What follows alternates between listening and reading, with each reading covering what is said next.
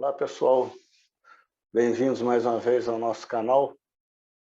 Meu nome é Luiz Otávio Marques Duarte e a gente vai continuar nossa conversa hoje a respeito de cheque especial. Na outra oportunidade que a gente conversou, eu tinha alertado sobre alguns riscos que o cheque especial apresenta, principalmente no caso da inadimplência. Para isso, então, eu preparei alguns slides para mostrar qual é o risco da inadimplência e bem como as alternativas que o devedor terá no caso dele negociar com o banco aquilo que ele está devendo.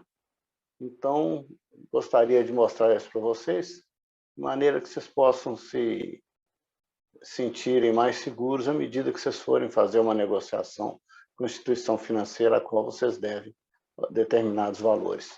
Eu fiz uma simulação considerando que o saldo devedor do cheque é de R$ 1.000 e como a taxa de juros está agora limitada a 8%, se não houver pagamento durante um ano, coisa até difícil de acontecer, mas a dívida vai sair de R$ 1.000 e vai chegar em 2.518,17, porque no caso os juros são cumulativos e sobre eles recaem juros compostos, ou seja, sempre sobre o saldo devedor e não sobre o valor inicial da dívida.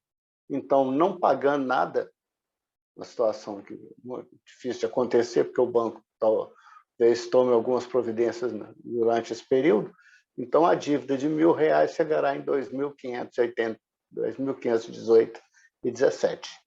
Essa é uma situação.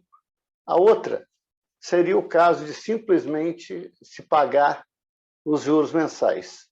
Então, 8% sobre R$ 1.000, mensalmente o devedor vai pagar R$ 80, a dívida dele volta a ser de R$ 1.000, no mês seguinte os juros vão ser calculados sobre os R$ 1.000, ele vai continuar devendo mais 80 de juros, paga no final de um ano, ele terá pago R$ 960 de juros, mas vai permanecer devendo os R$ 1.000. Quer dizer, ele não resolveu o problema dele, que a dívida continua existindo. Eu coloquei aí 3 alternativas. A primeira delas é simplesmente a pessoa trabalhando o orçamento de uma forma mais proativa, ela verificar que nos próximos meses ela não vai ter como quitar essa dívida do cheque especial. Então, o que ela pode fazer? Procurar o gerente e negociar com ele a possibilidade de já financiar esse débito. Tá? No caso, eu montei essa planilha considerando a hipótese de uns juros bem razoáveis de 2,5% ao mês. Então, a pessoa vai estar pagando durante 12 meses R$ 97,49. Então, vai pagar no final de 12 meses R$ 1.169 e vai ter o seu débito extinto. Então, no final de um ano, ele não estará devendo nada ao banco e desembolsou apenas R$ 1.169,85. É uma situação bastante confortável, caso ela consiga essa taxa. Mas uma taxa um pouco maior de 2,8%, 3% também não vai acarretar um valor de prestação muito superior a esse que eu estou mostrando para vocês, não. Além daquela simulação que eu fiz, considerando a dívida inicial do cartão, eu fiz também mais 2 simulações. Uma considerando a negociação ao final de um ano, quando a dívida saiu de R$ 1.000 para 2.581, e a outra considerando um pagamento intermediário após 6 meses. A pior situação é exatamente essa negociação ao final de um ano, quando a dívida subiu substancialmente. Nesse caso aí, a prestação mensal vai ser por volta de R$ 245, fazendo com que a pessoa, no final de um ano, tenha pago quase 3 vezes o valor da dívida. E dificilmente o banco vai aguardar um ano para fazer essa negociação. Já no caso de um pagamento intermediário, que é uma coisa mais plausível, por exemplo, ao final de 6 meses, quando o valor da dívida vai estar por volta de R$ 1.586, aí, nesse caso, a pessoa fará o pagamento de 12 prestações de 154, e, nesse caso, aí, pagará ao final de 12 meses R$ 1.856.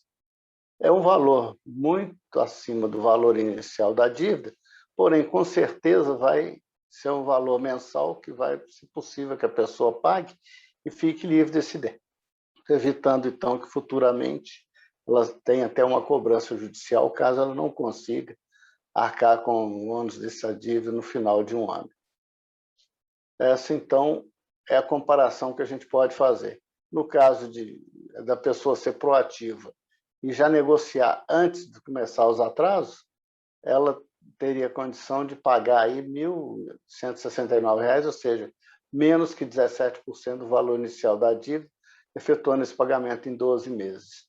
Na pior situação, como eu tinha dito anteriormente, ela vai pagar praticamente o triplo do que ela devia originalmente. E no caso de um pagamento intermediário, nesse caso a dívida, então, subiria de 1.000 para 1.856, mas o pagamento seria em 12 prestações de R$ 150, que possivelmente esteja dentro do orçamento da pessoa. Então, o risco que existe no caso do cheque especial é exatamente deixar com que os juros sejam calculados juros sobre juros durante um período mais longo. Ok? Então, obrigado e até o nosso próximo encontro.